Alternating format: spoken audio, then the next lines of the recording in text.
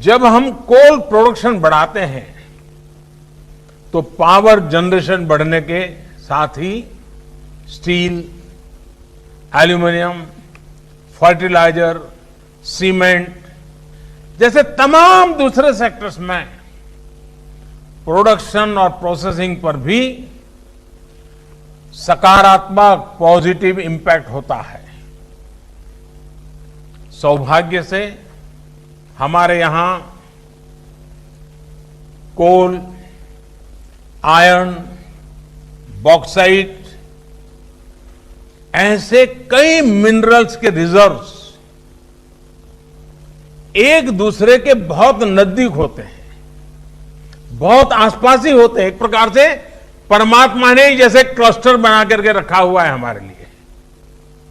ऐसे में हाल में ही मिनरल्स को लेकर जो रिफॉर्म्स किए गए थे वो कोल माइनिंग रिफॉर्म्स के साथ जुड़ जाने से ये बाकी सेक्टर भी बहुत मजबूत हो गए हैं।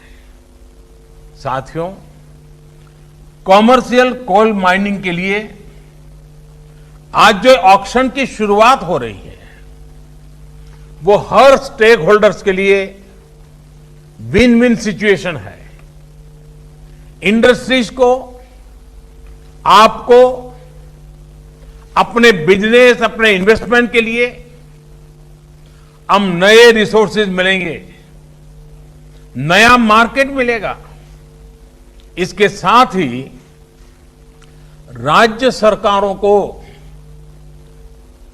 बेहतर रेवेन्यू मिलेगा। देश की एक बड़ी आबादी को रोजगार मिलेगा।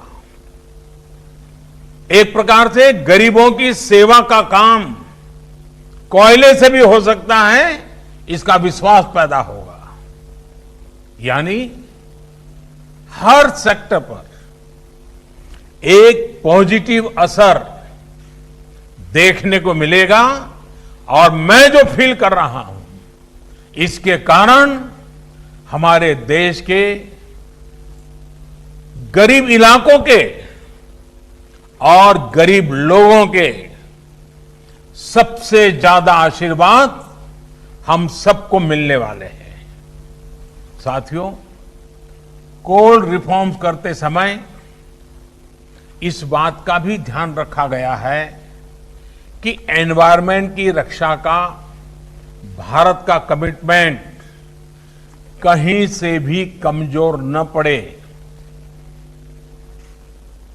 कोल से गैस बनाने के लिए अब बेहतर और आधुनिक टेक्नोलॉजी का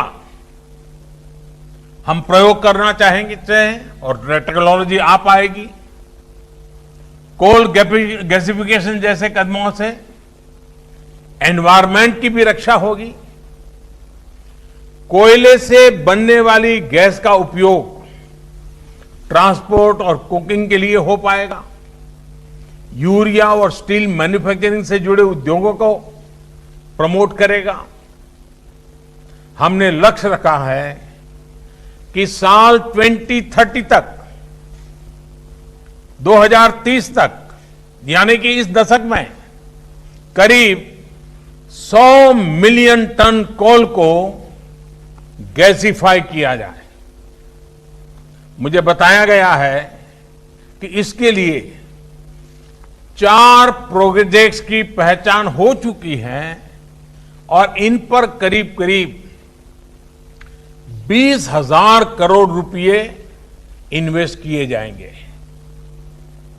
साथियों, कोल सेक्टर से जुड़े ये रिफॉर्म्स ईस्टर्न और सेंट्रल इंडिया को, विशेषकर हमारी ट्राइबल बेल्ट को डेवलपमेंट का पिलर बनाने का भी एक बहुत बड़ा जरिया है। हमारे यहां जहां कोयला है, जहां मिनरल्स है, देश का वो हिस्सा प्रोग्रेस और प्रॉस्पेरिटी के मामले में उस स्तर पर नहीं पहुंच पाया है। देश का ये वो हिस्सा रहा है जहां बड़ी संख्या में एस्पिरेशनल डिस्ट्रिक्ट भी हैं। वो जिले जहां के लोग विकास के लिए एस्पायर कर रहे हैं, लालायित है, कर गुजरने का इरादा रखते हैं, सामर्थ्य है, शक्ति है, समझ है, सब कुछ है, लेकिन यही जिले विकास की दौड़ में बहुत पीछे रह गए हैं।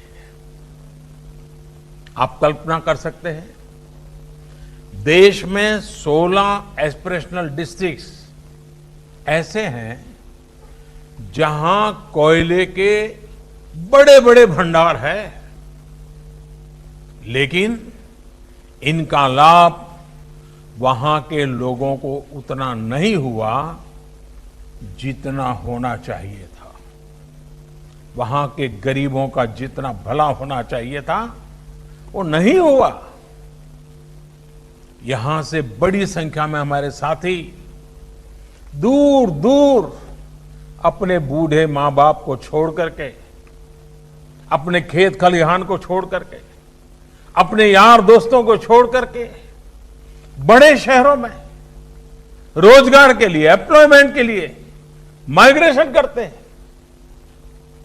ऐसी अनेक समस्याओं को कम करने और पूर्वी भारत और मध्य भारत की एक बड़ी आबादी को उसके घर के पास ही